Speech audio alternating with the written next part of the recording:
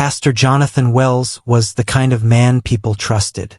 Standing tall with graying hair and piercing brown eyes, he had the voice of a man who could command attention with a whisper. For over 2 decades, he had led the congregation of First Pentecostal Church in the small town of Marshall, Texas. His sermons on purity, righteousness, and the sanctity of family were the foundation of his reputation. To the world, the Wells family was a model of Christian values. His wife, Linda, was the picture of devotion. A kind, soft-spoken woman who played the piano at church and organized charity events. Their only daughter, 19-year-old Grace Wells, was seen as the perfect Christian girl. She was beautiful, intelligent, and had inherited her mother's angelic singing voice. Every Sunday, she led the church choir, her voice echoing through the wooden pews, bringing many to tears. From the outside looking in, they were blessed. But behind closed doors, perfection was an illusion. 2 years before the tragedy that would shake the town, Linda Wells had been in a devastating car accident. On a stormy night, she was driving home from a church fundraiser when her car skidded off the road and slammed into a tree. The impact left her in a coma, and doctors warned Jonathan that she might never wake up. The once warm and loving pastor turned cold. With his wife unconscious, the burden of single parenthood and the stress of ministry weighed heavily on him. He became stricter with Grace, enforcing curfews, monitoring her friends, and controlling her every move. To him, Grace was his last remaining treasure. She had to be protected at all costs. First, Grace obeyed. She prayed harder, stayed close to the church, and followed her father's rules. But as time passed, the cracks in her obedience began to show. She was no longer the wide-eyed little girl who clung to her father's every word. The loss of her mother had changed her. While the town still saw her as the perfect pastor's daughter, Grace had a secret life her father would never approve of. She started sneaking out. She started questioning the rules. And most dangerously of all, she started seeing someone. A man much older than her. A man who lived just next door. And that secret would be the beginning of the end for the Wells family. The Wells household had long since adjusted to the eerie quiet that came with Linda's absence. The beeping machines, the whispered prayers, and the late-night vigils had faded into routine. Pastor Jonathan Wells had accepted the doctor's grim prognosis. His wife might never wake up. But then, on an ordinary November morning, something extraordinary happened. Linda's eyes fluttered open. At first, it was just a flicker, barely noticeable. The nurse, checking her vitals, gasped when she saw movement. A minute later, Linda let out a weak breath, her fingers twitching against the stiff white sheets. By the time the news reached Pastor Wells, he was in his church office, preparing Sunday's sermon. The call from the hospital made his heart pound. He rushed to Linda's bedside, falling to his knees the moment he saw her conscious. "Linda, my love," he whispered, tears slipping down his face. She was weak, unable to speak much, but her eyes, those warm brown eyes, held recognition. For the first time in 2 years, Linda Wells was awake. The doctors were cautious. Linda would need therapy to regain her strength, and the mental adjustment after such a long coma would be difficult. But she was alive, and to Pastor Wells, that was proof that God had answered his prayers. A week later, Linda came home, but something felt off. The house was familiar yet different. Her once well-kept flower beds were overgrown. The once warm home now carried an unshakable coldness. And most of all, Grace, her sweet, obedient daughter, had changed. Linda noticed it the first time she saw her. Grace barely looked her in the eyes. Her once modest church dresses had been replaced with tighter clothing. Her room, once decorated with Bible verses and choir awards, now had makeup scattered across the dresser. And there was an edge to her. Something unspoken, something secretive. "Mom, I'm so happy you're back," Grace said, forcing a smile. But the warmth wasn't there. Jonathan was quick to intervene whenever Linda tried to ask about the past 2 years. "It's been hard for all of us," he would say. "But what matters is that you're here now. We'll rebuild together." But Linda couldn't shake the feeling that something was very, very wrong. Then there was the neighbor. Linda hadn't recognized him at first, but when she finally stepped outside for fresh air, she saw him. A tall, rugged man in his early 30s, fixing his truck in the driveway next door. He looked up and gave her a nod. Rick Carter. She didn't know much about him, but something about the way Grace avoided his gaze sent a ripple of unease through Linda's stomach. She was still too weak to push for answers, but she knew, deep in her gut, that her return home had interrupted something. Something that had been hidden from her. Something dark. And soon, she would uncover a truth that would destroy the Wells family forever. Linda had expected change. 2 years was a long time to be absent, but the shift in her home felt unnatural, like stepping into someone else's life. Everything was the same, yet different. The kitchen was still spotless, but there was no warmth in it. Her bedroom still held her scent, but Jonathan's side of the bed felt untouched.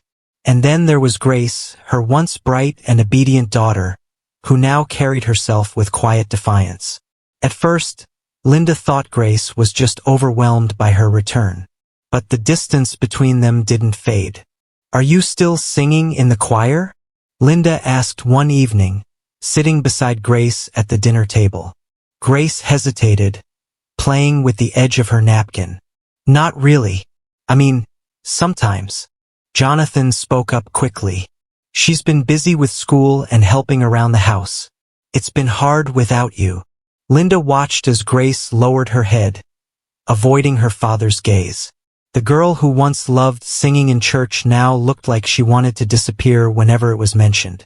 It didn't sit right. Linda's health was improving, but she still struggled with fatigue. One night, unable to sleep, she got up to get some water. As she passed Grace's room, she heard whispers. A man's voice. She froze. "Rick, I have to go. My mom's awake now," Grace whispered urgently. A pause. Then a deep male voice, smooth but firm. "You know where to find me." Linda's breath caught in her throat. Rick, the neighbor. She stood in the hallway, her pulse racing. Was her teenage daughter sneaking around with a grown man? A quiet click of a phone hanging up confirmed it. Grace had been talking to him. The next morning, Linda confronted Jonathan.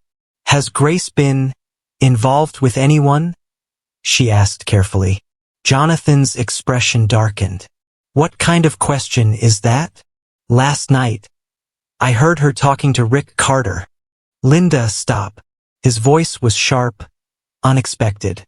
"Grace is a good girl. She's just going through a phase.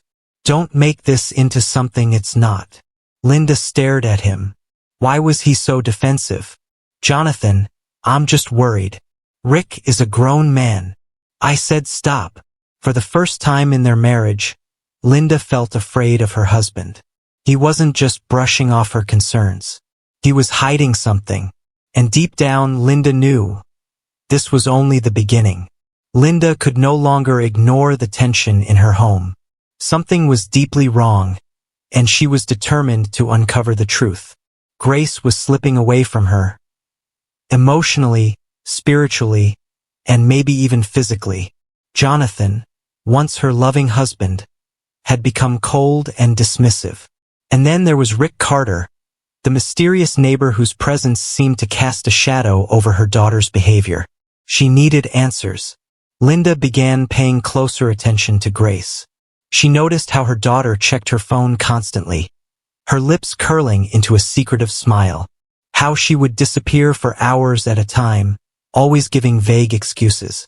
And most disturbing of all, how she avoided church, something she once loved. One Sunday morning, as Jonathan prepared to leave for service, he turned to Grace and said, "Get dressed. You're coming with me today." Grace stiffened. "I told you, I don't feel well." Jonathan's jaw clenched. "Enough, Grace. You're embarrassing me." Linda watched the exchange in silence, her heart pounding. Jonathan wasn't upset that Grace was skipping church. He was upset because it made him look bad. And for the first time, Linda saw it clearly. Her husband's obsession wasn't about faith. It was about control. That afternoon, while Jonathan was at church, Linda took a risk. She knocked on Grace's bedroom door. "Sweetheart, can we talk?" Grace, lying on her bed with her phone in hand, barely looked up. "What now, Mom?" Linda hesitated before sitting down. "I heard you talking to Rick the other night." Grace's body stiffened. "So what?" "He's a grown man, Grace. I just want to know." "Know what?" Grace cut in, her eyes flashing. "That I'm not your perfect little church girl anymore? That maybe I don't want to live under his rules anymore?" Linda's breath caught. "His rules?" Grace scoffed, shaking her head. "You wouldn't understand." Linda felt a deep ache in her chest. "Help me understand, Grace." For a moment, it seemed like her daughter might open up. But then Grace's phone buzzed. She glanced at the screen, then jumped up. "I have to go." "Go where?" Linda demanded. "Just out." Grace grabbed her jacket and slipped out the back door before Linda could stop her. Linda's hands trembled. She had never felt so powerless. Determined to find out the truth, Linda did something she had never done before. She followed her daughter. Keeping her distance, she watched as Grace walked across the yard, straight to Rick Carter's house. Rick stepped outside, his eyes scanning the street before he let her in. And just like that, Linda's worst fears were confirmed. Grace wasn't just sneaking around. She was with him. Linda rushed back inside, her heart racing. She had to tell Jonathan. He needed to know. But as she picked up her phone to call him, she hesitated. Would he listen? Would he even care? Or would this push him even further over the edge? Because deep down, Linda knew one thing for certain. If Jonathan Wells found out his daughter was sneaking around with a man like Rick Carter, there would be blood. Linda spent the rest of the evening pacing the house, her nerves on edge. She had never kept secrets from Jonathan before, but something in her gut told her that telling him now could lead to disaster. But what choice did she have? Grace was involved with a grown man, a man who had no business being near a pastor's teenage daughter. And Jonathan, strict, righteous, and deeply possessive of his family's image, would not take the news lightly. That night, Linda couldn't sleep. When she heard the front door creak open, she knew Grace had returned. She sat up in bed, debating whether to confront her again. But before she could decide, she heard Jonathan's voice, low and dangerous. "Where have you been?" Linda's breath hitched. She slipped out of bed and crept to the hallway. "I was out," Grace muttered, trying to walk past him. Jonathan grabbed her wrist. "Out where?" "Let me go," Grace hissed, yanking free. Jonathan's voice turned icy. "I know." Grace froze. "Know what?" "About you and him," Jonathan spat. Linda's heart dropped. He knew. "Who told you that?" Grace's voice was sharp with panic. Jonathan ignored the question. "Do you have any idea what you've done? What kind of shame you've brought into this house? You let a filthy sinner touch you." Tears welled up in Grace's eyes. "Dad, please. You defiled yourself with that man," he seethed. "A man twice your age? What were you thinking?" Linda could feel the fury radiating from her husband. He wasn't just angry, he was unhinged. "Jonathan," she finally stepped forward, placing a gentle hand on his arm. "Let's talk about this calmly." Jonathan's eyes flicked to her, filled with betrayal. "You knew." Linda swallowed hard. "How long?" he demanded. "Jonathan, please. How long?" Linda looked away. Jonathan took a deep breath, nostrils flaring. Then he turned back to Grace. His voice dropped to a chilling whisper. "You're never seeing him again." Grace's eyes blazed with defiance. "I love him." Silence. Then, in a flash, Jonathan's hand shot out, striking Grace across the face. Linda gasped. "Jonathan, stop." But he wasn't done. His grip tightened around Grace's arm, his fingers digging into her skin. "You think you love him? You think you can disgrace this family and just walk away?" Grace was sobbing now. "You don't own me." Jonathan's voice was deadly calm. "You're my daughter, and you will repent for this." Then, without another word, he stormed out of the house. Linda rushed to Grace, who was trembling. "Are you okay?" But Grace wasn't listening. She was staring at the front door, eyes wide with fear. "Mom," she whispered. "He's going to kill him." Linda felt ice crawl down her spine. Jonathan wasn't a violent man, but he was a man of God. And when God's wrath burned in his heart, there was no telling what he might do. Somewhere in the night, Rick Carter had no idea that death was coming for him. Jonathan Wells was not a man given to hesitation. He was a man of conviction, a man who had built his entire life on the foundation of righteousness. And now, his own daughter had desecrated that foundation. His hands clenched the steering wheel as he drove through the dark, his mind boiling with fury. She defiled herself. She brought shame to my name, to God's name. And that man, that filthy man, led her into sin. His foot pressed harder on the gas pedal.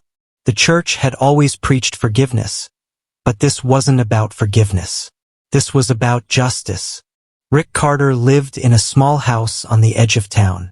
A bachelor, a man with no roots, no real ties to anyone. Jonathan had never liked him. He had always suspected there was something impure about the man. And now he knew. His daughter's lips had touched his body. Jonathan's stomach turned with disgust. "I'll put an end to this." He reached into the glove compartment and pulled out his .45 caliber pistol. It was a weapon he had never used before, a relic from his younger days, but tonight, it would serve its purpose. Tonight, Rick Carter would meet his maker. Back at home, Linda was in a panic. "Grace, we have to stop him," she pleaded. Grace was pacing the living room, biting her nails. "What do we do?" Linda grabbed her phone and dialed Jonathan's number. No answer. She tried again. Voicemail. Linda felt the walls closing in. "We have to go after him." Grace nodded, grabbing her keys. "I know where Rick lives." They bolted out of the house, hoping they weren't already too late. Rick Carter was alone, sitting on his couch with a beer in hand, when he heard the knock at the door. He wasn't expecting company. With a grunt, he got up and swung the door open. Yeah. The last thing he saw was the barrel of a gun. Jonathan Wells stood in his doorway, his face a mask of rage and righteousness. "You stole my daughter's purity," Jonathan growled. Rick's eyes widened. "Whoa, Pastor Wells, let's talk about this." The first shot rang out. A bullet tore into Rick's shoulder, sending him crashing to the floor. He groaned in pain, clutching his wound. Jonathan stepped inside, gun still raised. "You made her unclean," Rick gasped. I swear," she wanted. A second shot, then a third, and a fourth. Jonathan emptied the clip, his hands steady, his breathing calm. Rick Carter lay motionless, his blood soaking into the carpet. Linda and Grace pulled up just as the final shot echoed through the night. "No!" Linda screamed, jumping out of the car. Grace was frozen in place, her face pale. "Oh my God!" Jonathan emerged from the house, his eyes dark, his gun still smoking. He looked at Linda, then at Grace. "I did what had to be done," he said simply. Grace broke into sobs. Linda felt her stomach churn. But before she could speak, the distant wail of sirens filled the air. The police were coming. And Jonathan Wells, the righteous man, the pastor, the father, would soon answer for his sins. The wail of sirens grew louder, piercing the stillness of the night. Red and blue lights flashed across the quiet suburban street as police cars screeched to a stop in front of Rick Carter's house. Linda felt her knees buckle. This was happening. This was real. Grace stood beside her, trembling, her hands covering her mouth as she watched her father, the man she had once looked up to, stand over a lifeless body, gun still clutched in his hand. Jonathan Wells did not move. He did not run. Instead, he stood firm, his expression blank, as if he were merely a vessel for divine justice. "Drop the weapon." Officers poured out of their cars, guns drawn. "Put the gun down. Now." Jonathan blinked, as if coming out of a trance. Slowly, he lowered his arm, then let the gun slip from his grasp. It clattered onto the wooden porch, still warm from the rounds it had fired. Linda wanted to run to him, to shake him, to demand why. But deep down, she already knew why. This wasn't just about protecting his daughter. It wasn't just about Rick Carter. Jonathan had been unraveling for months, suffocating under his own need for control, his own obsession with purity and righteousness. And tonight, his darkness had finally consumed him. "Step away from the weapon." Jonathan obeyed, raising his hands as officers rushed toward him. He didn't resist as they grabbed him, forcing him down onto his knees. Cold metal cuffs clicked around his wrists. Linda watched in horror, her breath coming in short gasps. "Jonathan," she choked out. His eyes met hers. There was no fear in them, no regret, only calm, as if he truly believed that what he had done was right. That terrified her more than anything. Grace let out a strangled sob and stumbled backward. One of the officers glanced at her. "Are you his daughter?" She nodded weakly. "Come with me," the officer said gently, leading her toward one of the police cars. "We need to ask you some questions." Grace turned to her mother, desperate. "Mom." Linda hesitated, torn between going to her daughter and facing the nightmare in front of her. An officer stepped toward Linda. "Ma'am, are you the suspect's wife?" The word suspect sent a chill down her spine. She nodded. "We need you to come down to the station." Linda's throat went dry. The Wells family, once the model of perfection, was now broken beyond repair. It didn't take long for the story to spread. By morning, the headlines were everywhere. Beloved pastor arrested for murder. Small-town preacher shoots man 10 times in crime of passion. Holy man or monster? The shocking fall of Jonathan Wells.